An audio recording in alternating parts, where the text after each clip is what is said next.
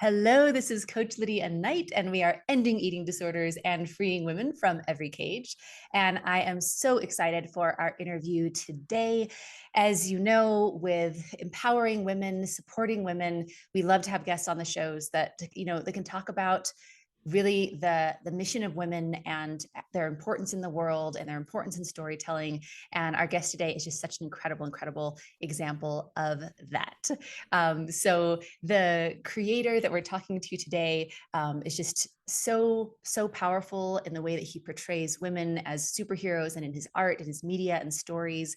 And I'm super excited to be chatting with the incredible Virgil Ortiz on the Life of Lydia show. So with a career spanning 4 decades, Virgil Ortiz's artistry extends across various media and boundaries, challenging societal expectations and breaking taboos. His vision fuses his Pueblo culture with sci-fi, fantasy, and apocalyptic themes, yielding imagery that is both provocative and futuristic. Ortiz's works are exhibited in museum collections worldwide, including the Fondation Cartier pour l'Art Contemporain, I believe is how you say it, Smithsonian Institution, Minneapolis Institute of Art, Peabody Essex, and Denver Art Museum. Recently named the recipient of the 2022 Museum of Indian Arts and Culture's Living Treasure Award, Ortiz's also collaborated with a newly released book, Virgil Ortiz Revolution. This mid-career monograph retrospective represents a view into Ortiz's transformative pottery and art, illuminating his creative and artistic expressions. It's also really wonderful to have Virgil on the show today, as it's National Native American Heritage Month and a fantastic time to especially highlight Native voices and stories. So I was first drawn to Virgil Ortiz for his striking art, the impact that he's having in the world for good, and his continual focus on female empowerment. And I'm so thankful that he has now become a dear friend. And I'm so excited for our conversation with Virgil Ortiz. Welcome to the show. So amazing to see you here. Hello.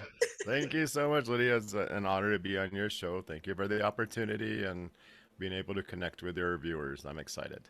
Yeah, I'm super excited for us to just have this discussion and to just have everyone be able to learn and grow from the awesome things that you're creating in the world. So I just wanted to start out a little bit with Virgil, will you tell us just a bit of a background story of what you do, why you create, and really why it's become your mission? Yeah, definitely. I was born into a family of potters on our mother, Separina Ortiz side of the family. So our grandmothers, great grandmothers were all potters. So I grew up in a household of someone that made clay on a daily basis. I had no idea it was art being made on a daily basis in our home. So like I'm the youngest of 6 kids, and I was the last one to fly the coop. So I was able to spend more time with our parents and their teachings of how to work with this age old using traditional methods and materials. And when I say traditional, like she taught us where to go mine the clay. Everything we make is from the earth. All the materials that we use, it takes us a whole year to process them. But like learning that from our mother and our grandmothers was like so important and instilled in me. So yeah, I've been a creator since I was 6 years old, and now I'm 53. So I've been working with clay and knew that was going to be my journey when I was like about 15 years old. Wow. And from such an early age, just like having that knowing of like, this is what I do and this is, why I create. And it's a beautiful thing. And for so many decades now. Um, a really cool piece of your story, Virgil. There's lots of cool stuff we could dive into, but I think something that's really interesting, especially talking about, empowering women and uplifting women, is a lot of us are born and raised and very used to a patriarchal structure. Mhm. And, many of us don't know anything different. And what I think is a really cool thing in your experience is that you've experienced a matriarchal structure in the way that you grew up. So I would love to just hear some perspective on what your experience was like in a matriarchal structure, and Virgil, what you feel like the benefits are of having a structure that is focused on women. Yeah, I mean, like I had no idea because I have 4 older sisters, and then of course our mom raised us all. So like I was always surrounded by women, and looking back, reminiscing about of how much work they do in the Pueblo, like for all of our different ceremonies, our dances, all the holidays, all just like because we operate throughout the whole year, like with different dances, right? So the women are the ones that keep all the everything going. They remember more than our dad. We always would laugh at that because my dad would be like, "Wait, what are we supposed to do?" And our mom would be like, "Oh, this is how you do it, and this remember this part." But it's just like a lot of the times now, like I'm feel so lucky to be raised in a matriarchal society, and you just realize how much work they do from cooking to taking care of the kids and to preparing these whole feast days and all raising the whole kids, raising our family. But um, it always goes back to me like touching the clay mother, which is the earth, right? Creating from that using old school methods and materials and learning how to pray and to ask permission to remove some of her from the clay vein, like visiting that clay vein, like who knows how long our people have been doing it. And it's usually the women in the Pueblo that are the potters. But learning how to work with the original female clay mother and to that that's where I come from and like that's what I support. All the messaging behind it is really talking about and holding women in higher regards and acknowledging how much work they do and what they go through, and to have that support from our grandmother, our grandmothers, our mother, and our sisters, and now like tons of nieces, right? To have them all around me and to know like the amount of work that they have to do twice as much as men, I feel, to be acknowledged and to like to be equal. And like back in the day, like even now, like in the Pueblo society, like we do hold our women in high regards, and I don't ever want anybody to forget that. So now that I operate in a world outside of the Pueblo and to reach more people, whether it be by doing exhibitions in museums or galleries or just like say the Indian market where I first met you, is like to really reach out to women and portray women in a very powerful and sometimes warrior type of way, because I know our sisters protected us, I know our moms did. But like to I feel there's two reasons why I'm here on this earth, is to make sure that the tradition of making clay works using old school methods and materials doesn't die out, because it is kind of a dying art form right now.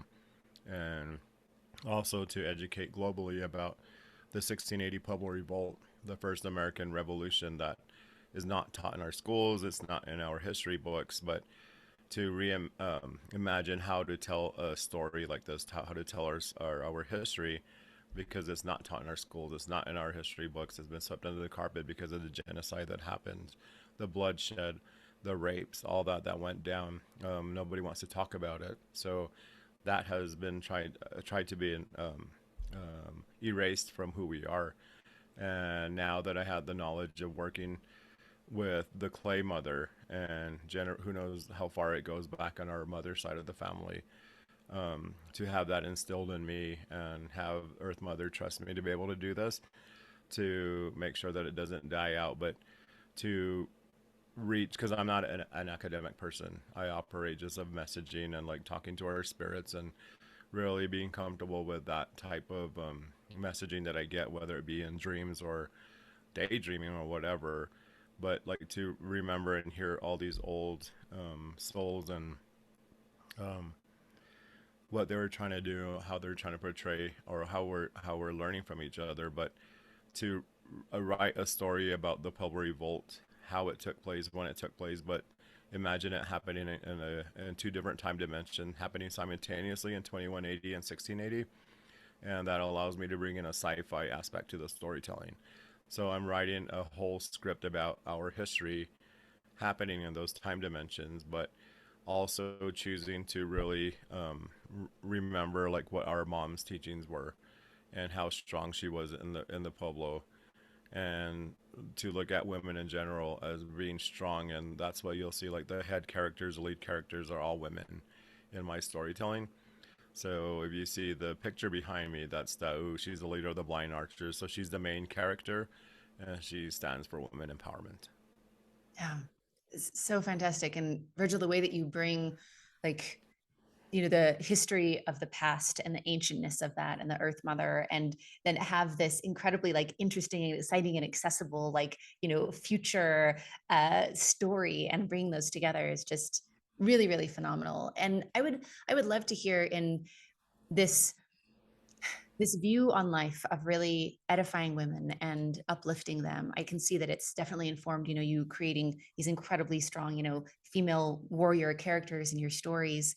How has that informed your own identity, Virgil? Like, to be raised in that matriarchal structure, to be uplifting women, like how has that impacted like you as a person, you in your purpose? It mostly taught me how to just open and listen more. And like I find out that I learn so much more just by not talking as much and just to listen.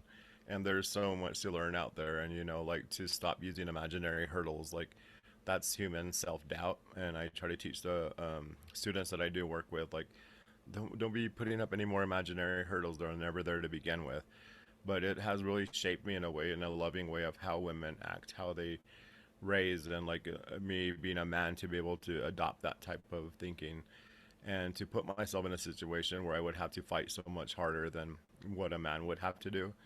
Imagining how that is, and like going through the daily lives of all my nieces and my sisters, and what their struggles are, what they have to deal with. I'm like, whoa, this is insane. And to like really address, like, how do we get rid of that? How do we hold them in higher regards? How do we help them become even more stronger? And how do we, lift them up to being equal with a man?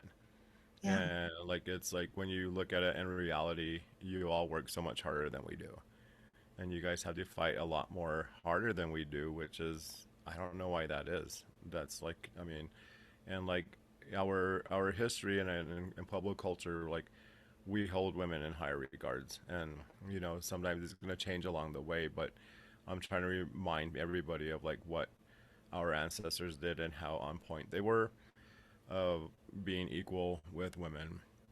But now, like, it's again, history is repeating itself, like of how women are being degraded and how they're having to try harder and harder. But that's affected me, like, to work with people to try to help, stand next to my sisters and our mothers, our grandmothers, to fight with them and to portray them of the powerful creatures they are, and to really spread that word, and to I don't even know how to say it because I'm learning along the way as well, and I know that I'm learning so much and I'll never stop learning. So like I want everybody to look at your nieces, look at your sisters, and realize how much harder they're working to just exist now in this time. And it's like now they're going through it again, like with all the different in the political world of Yeah. what they're fighting for, and it's just like amazing, and like so horrified of what people are trying to do to women.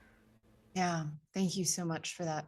And Virgil, I think with the power of storytelling, right? Like that you have these stories that are just, you know, portraying women in such a powerful light, and the healing properties of being able to tell our stories. I know that like with, what we do, a lot of women come to us and we're the first people that they've told about their Mm-hmm. struggles with food or body. And just in the telling of our stories, there's so much healing and so much transformation. And for you to focus on these female superheroes where we get to tell the story of a woman in all sorts of different forms, and being able to have that representation of somebody who you can identify with and their story Mm-hmm. is your story. And it's just such a beautiful thing. It is sort of healing in both directions. It's like a past and Mm-hmm. a future transformation and just an Right. acknowledgement. Yeah. And when you look at you look at comics and stuff, there's a lot of them that are not, especially indigenous people, people of color. They don't have superheroes. There was never stories written about them and telling their stories, individual stories. So that's what I'm really trying to do and portray in a world of superheroes, like for them to be really badass, and they could be kick-ass and if they want to, and just be the superheroes, be the saviors, be the people that save the world, are human. And it's, I mean, without even doubting, Earth Mother is a woman. Like the higher spirit I feel is a woman. Like it's like, I don't know, I just feel in connection with them now, especially just because I was around our mom a lot of the time when all my siblings took off to school and everything. She was my protector. She was, our dad was in the military, so I was like, I had that connection to not only to Clay mother, but to our mom, and then our nieces eventually. Then now I have tons of nieces, so it's like amazing to see what they're accomplishing with a little bit of support. And that's all we can ask of the world is to support our women. I mean, that's not hard. Yeah, and that's a much better world for everyone. And Hmm. what a beautiful emphasis. And with that support of women and that edifying, Virgil, I would love to ask, like, with your stories, including female characters, indigenous characters, what do you really see is possible for the world when these stories are being told? With all these different groups, especially with what you're doing and the heroes that you're portraying, like what do you really feel is possible, like for our world telling these stories? I want the little chicklets, the little tiny girls that are growing up to have and feel that empowerment and to feel equal with little dudes, little guys, right? To be able to create as much as we do, talking about men, and not to be afraid of it, not to like have doubts or not to have to be worry about stuff what women worry about. And like I want them to have somebody that is like Da'u, leader of the blind archers, to help guide them and help them in the story. She's blind, but she's been an ace archer since she was a child, learning from her grandmother, her mother, the art of archery. And now that she's of age, she rises up and she's the leader of the blind archers. So that her superpower is that like even though you're blind, you're no longer blind because you can see through your fear. So that's unlocking all of what women are afraid of, what they were taught to be afraid of. And in fact, I mean, they're not wrong for being afraid of like what they have to go through, but give them empowerment to overcome it and to see through their fears so they could do anything they want. Yeah, I love that. Really, really powerful.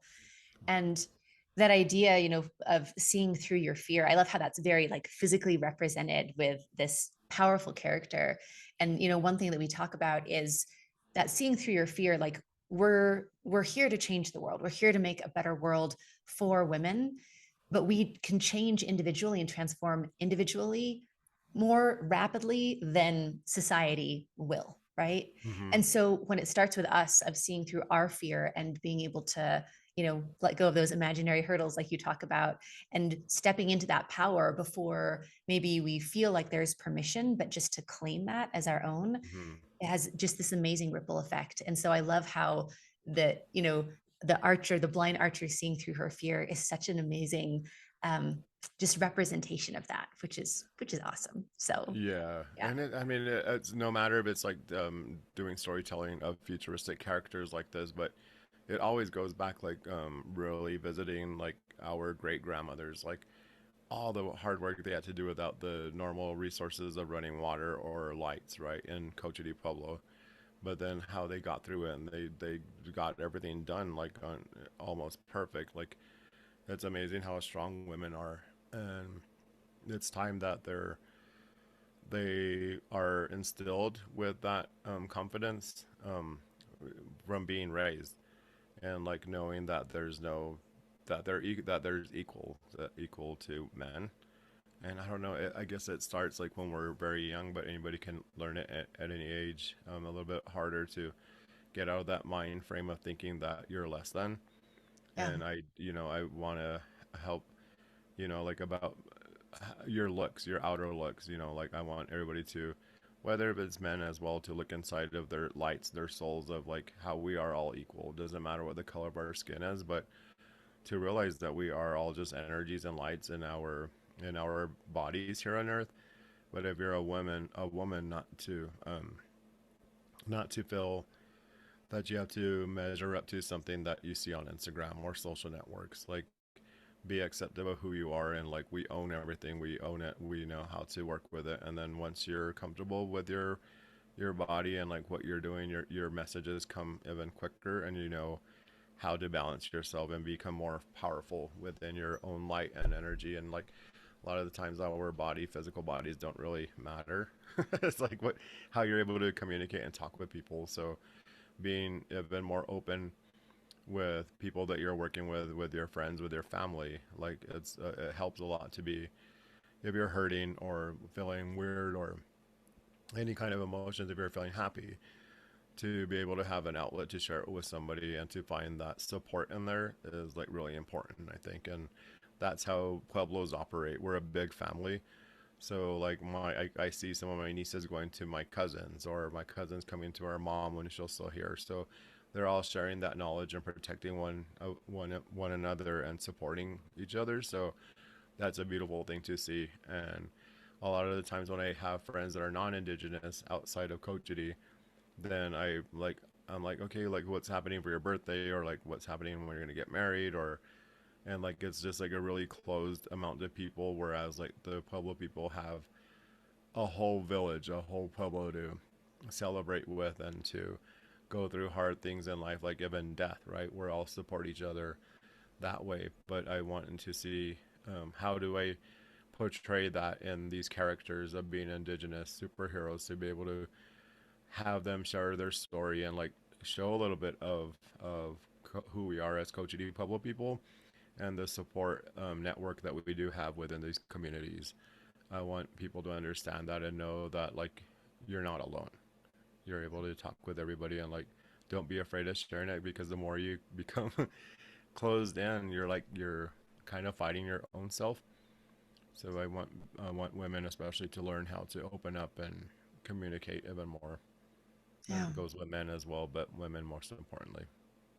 I love that. And just that incredible power of community, like to be able to have a community where you can share your story and be your authentic self.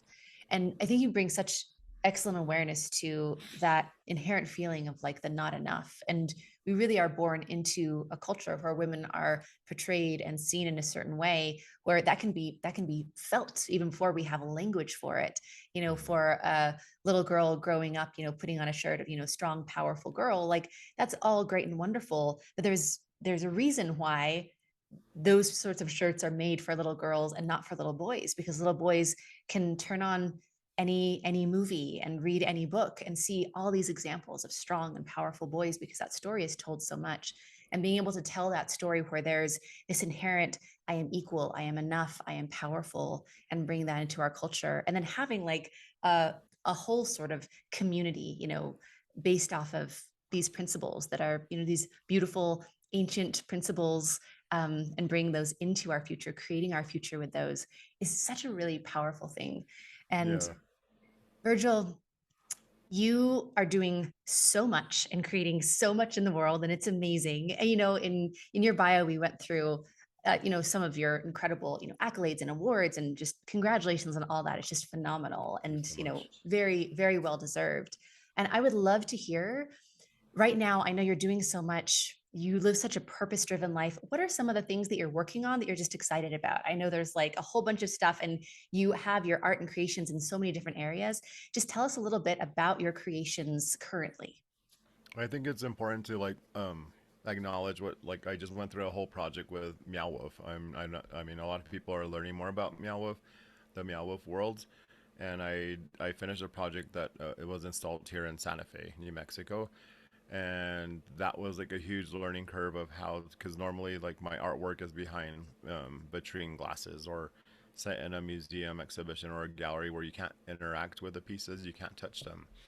But to work with somebody like Meow Wolf is to encourage the whole public and the high traffic to be able to like take selfies with these the pieces of artwork, to maybe if they touch it or climb on it or whatever, it has to be strong enough to be able to survive that type of foot traffic. And also using that whole pedestal of like how to tell the story of our Pueblo Revolt, our people, but then also incorporating again women empowerment, and always repeating it, and like showing all the public that goes in there, the little girls too. Like I secretly went in there and I was just like standing there and listening to the comments, and all these little girls were excited because like the head characters, they can see that they're women, and it's so fun to see them interact like with that. But yeah, moving into like meeting more people, more doors open, like when meeting yourself and your family, it was just like amazing to feel that light and to feel that passion of love and spreading goodwill to everybody, and helping the amount of women that you have helped, that's very admirable, and I commend you for doing that. That is like so huge. And like we all are light workers, what we who we are, like we're helping people as much as we can, but if we can recognize how we speak to women, how we hold them up, and how we're able to become friends with them and to really share our stories with them, and then we find out that we're more similar than we are different. And like that goes with the movies, because that's where my whole career is going, is to develop a feature film. And I've been working on it for the past 2 decades, and it's not only incorporating our history of the Pueblo revolt, but also using the characters to build really strong female characters of what they're doing, their specialties, their powers, and then also to really meet more people along the way and incorporate them as far as like storytelling, or even like I mean, just talking to people. The more you talk to them, the more you find out about them and their magic that they have, their blessings, their medicine, basically, of like what they're going to share with the world. And I love to be able to collaborate with a lot of people. And like, take for instance, like your family, the younger yours and Still's daughter Yvette is like a prime example of how being raised in a way of being with through support, and knowing that yes, you're a little woman, and you're badass, you're powerful, you're strong, and just giving her the resources of that she can accomplish anything that she needs, and the guidance and just everything about it. Like, you see how you raise people like that, and implant a strong backbone into them, have them believe in themselves, the confidence grows, and then all of a sudden they're creating better than I could. Like, she blew my mind when I first met her. She's only 12 years old, and just to see her creativeness and how she has a bigger vocabulary than I do. And like, oh, it's just amazing to see that and feel that. And it's like awesome to see that. And that's what I want for my nieces as well. And some of them are doctors, some of them are nurses, and they're higher up there in the world helping other people. And it's just so cool to surround yourself and actually open your eyes and give support to the women around us. I love that. And Virgil, I think that's such a great example of how incredibly open and inclusive you are. Like, as you continue to just do these phenomenal things in the world, I always just see you sort of opening your arms and collaborating and bringing people in, like including like our daughter Yvette, who's like, Right. just sees you as like this hero of like this cool like sci-fi writer. That's what she wants to do as well. And it's just incredible to see how you are just so open with every individual. And I just want to like personally thank you for these phenomenal female superheroes that you create, especially Indigenous women, being a woman of color and growing up in a world where I just saw very few, if any, examples growing up of anyone that Yeah, looked like me. that's so And true. seeing someone that looks like you is absolutely life changing. And there's just so much uh, permission and validation to see cool characters, or people in stories, or people portrayed as powerful, and to be like, oh, like that's someone that looks like me. And it means a lot. And I love what you're doing in the world, and so many cool projects. And thank you so much for sharing that. And I know that you've known your purpose since you were young, which is such a powerful thing. And you live such a purpose-driven life. Like, you're creating and you're flying all over, and you're just like putting so much Right. cool stuff in the world. I would love to just hear your perspective, because so many people who listen to this, like, they really are wanting to live their purpose at a greater level, right? Wanting to be out of crisis with their struggle with food and body, so they can really like live how they're meant to live. And you've alluded to this already. I think it's so great how you didn't stop at just feeling like enough, but then being able to really live in a way where, okay, you can hear your messages and your purpose in a better way. So would you describe for us a little bit, like, what is it like really living a purpose driven life? How do you find that, and how do you live that purpose well? Yeah, I'm very thankful that I learned that lesson when I was about 15 years old. And I knew that it wasn't about me, and through my mom's teaching mainly is like, it's how do I explain this? But like I already immediately knew that every the story that I'm gonna tell my and I found out my life's purpose when I was that young because I knew about I had to revive the subject matter of what our ancestors were doing, and they were forced to stop because of Victorian attitudes that didn't like them capturing their own caricatures in clay. And what our people were doing, like the more people that came around our area, colonization and all that stuff happened with via the newly laid railroads. They came around, more people came, so then they started making caricatures and capturing their images in clay, making a timeline. And that type of work died out in the Pueblo in the late 1800s. But without knowing or being exposed to that type of artwork in Cochiti, because it all died out. And like for our parents to instill in me like how to work with these age-old methods and materials, and then eventually start to branch out by myself and experiment and start creating all these different characters and painting them different from what I was taught. A local gallerist that made buying trips came to Kojiti, and he knew me since I was 6 years old. But like when I was about 15 or 16, I was like, "Who's teaching this kid how to make these different figures?" And my parents were like, "He's just experimenting." And at that time, we had never been down to his showroom in Albuquerque because he would make the buying trips to the Pueblos, and he invited us down to his showroom. My parents and I went there, and we went into his showroom, and our mouths hit the ground because of what we seen. And it turned out that he had the largest collection of historic Cochiti Pueblo figurative pottery. Everything that I was experimenting on without seeing them looked exactly like them.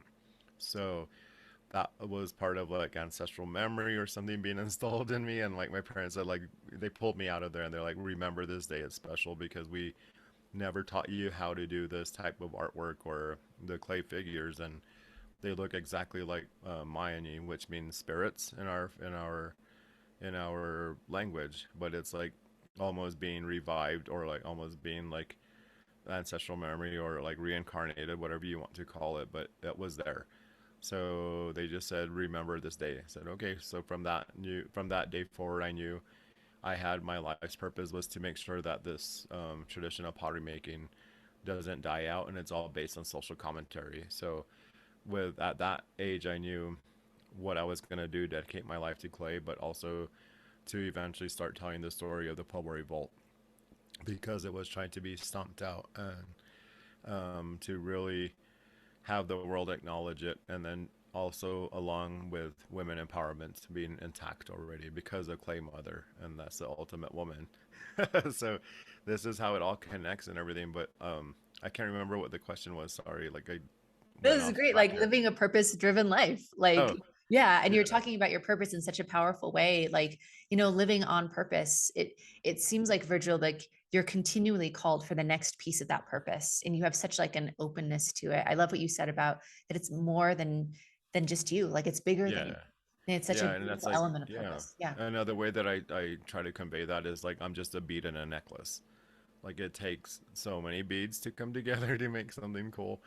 So yeah, like once you drop down all of those attitudes and that type of thinking, then you realize that yes, I'm a bead in a necklace. It's bigger than me, so I need to fulfill what I'm here to do and make sure that continuation of our artwork goes on, and also education of our people and women empowerment and tied with it. So it all works together, and I know that that's my life purpose. So the more you think of it, and I'm like again thankful that I learned it at that age, and I knew how to really start working for that goal.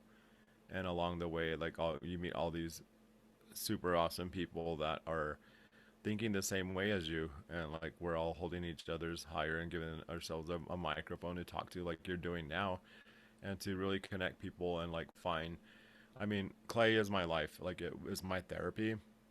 So I never had to up to this point like to go to a therapist because like I know my direct connection to my ancestors is through the clay mother of like all the people that came before me that were worked with clay, and then also to just touch the clay is like very sacred to me. So when I'm creating all of these characters and developing the script using clay, I am praying, I am asking for help, I'm asking for therapy, for guidance and everything. So clay mothers taking directly care of me, and also like our mom from the stars, the universe, and like our grandmothers, everybody on that side, they're all feeding into it and supporting me and giving me more ideas of what my next move will be. So anybody can do that. Like our life's purpose is like to really just listen of what to those voices and to those that guidance, that those prayers, and it's all there for us. It just depends if we want to listen to them or not. Yeah, I absolutely love that. And I've just seen so many examples of that where like, especially with the women we work with, like getting out of crisis with food and body, there's this, once you have that stillness within yourself, within your mind and within your body, and you have that peace, that there's so much that's available to us. There's so many Mm-hmm. messages, there are so many callings, like that purpose. And we've just seen like hundreds of times, like people truly find their purpose when they're in that place of listening, which is so Yeah, powerful. And like you said, that can happen at any age. we are all strong beings. We're stronger than we know, and like how strong our minds are, right? So we can accomplish anything as long as we want to and put our minds to it. That's we could do anything we want and grow bigger and share it with everybody, share and help everybody else to help them find that light and help them find those messages within ourselves. I love that. So, so wonderful. Virgil, thank you for joining us today. I just love what you're creating in the world. It's so amazing to talk with someone that it's like everything they create, the world is a better place because of it. And just so appreciate you sharing of your story and your purpose. And I would love to ask, like, as you know, we wrap up our conversation today, is there anything else on your heart that you would like to share, that you feel to share as a message, or do you feel like we're complete? I feel part of both. Like I can go on talking, but I know we're on a time limit. But I just want every woman that's listening to us to believe in themselves, not doubt themselves. No more imaginary hurdles. They were never there to begin with.